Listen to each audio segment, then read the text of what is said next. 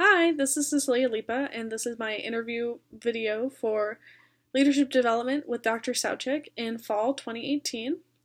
For this interview, I interviewed Rick Dolan. He's the center manager for the Waukesasa Forestry Center. Waukesasa covers Alachua, Levy, Gilchrist, Putnam, and Marion counties with 7 forests total. This is within the Florida Forest Service. I chose Rick because I interned with the Florida Forest Service this summer and as a recreation intern, and although I saw him often, I did not really interact with him too much. Rick has 7 forests to manage, and on top of being an incident commander for natural disasters, he was always pretty busy. Despite being gone on incident trips for weeks at a time, the district really ran smoothly with his absence, which shows that his leadership skills were far beyond just a manager position. And so I sent him an email and just asking if he was available, and he emailed me right away and goes, "I'm available tomorrow morning because I leave for hurricane detail the next day." So I went back down to the district and I got his interview nice and early in the morning. I myself am a forestry student, and I would like to work for the Florida Forest Service or the U.S. Forest Service one day, and so maybe have a leadership position in one of those areas. And so it's nice to see where he came from and how he got his position and any recommendations that he has for me, a future leader. So during the interview, he was really calm. I walked in and he was finishing up listening to voicemails he received from the night before after he had left the office, and then early this morning before he got in. After he finished listening and taking notes on who to call back, we jumped right into the interview. So foresters generally aren't exactly talkative people, and Rick was an exception to this. It was early in the morning, so it took him a while, but once we got talking, he really, opened up, and he took a lot of thought into the questions that he asked. Into the questions that I asked, he put a lot of thought into his answers. And so there were about 2 phone calls that came through during the interview, and, he let them go right to voicemail. He allotted, the 30 minutes for me, and that's what he dedicated it to. And that's what I've seen a lot with Rick, and while working with him too, when he designates time for people, that's his time for those people, which I really appreciated. His office is really clean, and then also his desk faces outside, so that he faces the hallway, and that way as people walk by and they can greet him, he sees everyone, he says hi, he's really open, and he always has his door propped open, unless he's in a private meeting with people. So it's always a warm and welcoming environment in his office. It's clean, he's got multiple chairs to sit down in, and it's never a situation where you feel uncomfortable sitting down in there. So some key leadership characteristics that he discussed was having knowledge of the jobs that you were managing, trust, and then also being able to guide others. So Rick started his career as a forest ranger at 20 years old. He has experience with heavy machinery, and that was how he got the job. From there, he was promoted to senior ranger, and then forest area supervisor, operations administrator, and now the center manager, which is the highest position you could hold in the Forest Service outside of being working in Tallahassee as one of the Tallahassee higher-ups. So he's worked in basically every position in the Forest Service in between all those jobs. He had a couple side steps before going up. And it's important to him that he knows how to do each job, because in order to have people respect you, they need to know that you know what you're doing. And Rick definitely has a handle on what he's doing, and so he's able to give really good input for people.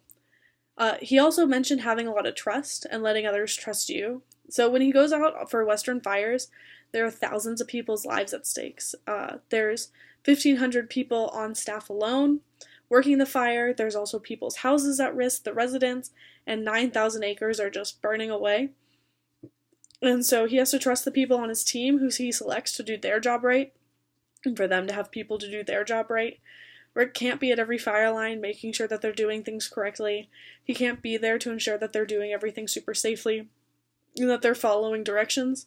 He just has to trust that what he says was correct and he communicated efficiently, and that the people that he works under are delivering the same information and that it's consistent so that no one's confused, and that people have the availability to ask questions if they're confused, and that everyone knows what they're doing. Finally, he had discussed the importance of guiding others rather than telling them. If he has an idea in mind, instead of telling someone directly how they should be doing their job, he floats the idea around and just kind of sets them in the right direction. By doing so, the follower comes up with something in the right direction, and then also sometimes even better than the initial idea that he had planned for. Being able to step back and allow others to work problems out for themselves has allowed not only an efficient work environment, but it's also allowed him to, go on fires and leave the office knowing that everything can be taken care of and that everyone is able to be their own leader. So after the interview, I felt even more respect for Rick as a leader at the Forest Service. He truly cares about each of his employees, and he cares about the people that he works with, and he helps on fires and hurricanes. I asked Rick what his most memorable leadership experience was, and he said that when he went out during the 2004 hurricanes to help people, he helped these people pick up their lives and was able to give them food and water and find them shelter. And he helped clear up the roads. Even though the hurricane details are difficult work, and it's sad to see all the destruction, it's nice for him to feel like he's truly helping others. He puts that effort of helping others during disasters into helping people around the office become better leaders and better employees themselves. That really resonated with me because he showed aspects of servant leadership, which is a leadership style that I most connect to. Finally, some key statements that he says is the one thing that stood out to me the most during the interview was how quick he was to mention a mentor. I don't even know if I asked for it. I just kind of said, what helped you? And he goes, my mentor. Mentorship is important for all leadership experiences, and it's something we've talked about early on in the class. Rick's mentor really guided him through his career, and Rick took his position as operations manager when Gary retired, and even though now that Gary's passed, Rick is his own mentor for someone else in the Forest Service, and he hopes that that person will take his position as center manager after Rick retires. Rick is in a difficult situation. He said, what would Gary do? And he said that he hopes he makes as half a good a decision as Gary would. And so just having a strong person who knows what they're doing, and I think Gary was also probably a very strong servant leader, because Rick mentioned, having Gary serve others and how Gary was on instant commands and details and how much he cared about others really helped Rick become a better leader himself. And so now he wants to help others the way that Gary helped him. He also stressed to me the importance of having a plan when you get into a leadership role. He has a 5-year plan for the district, and it's something that he's seeing out. He is allowing the help of others in order to achieve this. He has people who could take his position tomorrow if he were to retire, and they wouldn't miss a beat. They know exactly what's going on, and they can fill in for him when they need to.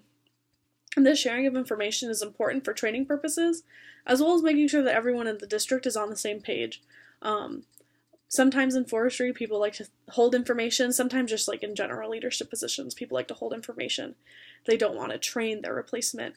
But Rick has made it very clear that he's going to retire one day, and so he wants to retire one day, and so he is training his replacement. He is making sure that that replacement is going to do the right job and do things that Rick has set up, and make sure that his replacement can see out those plans, then even have their new plans, and make sure that the district goes in the right way, because at the end of the day, even after Rick retires, he really cares about the district.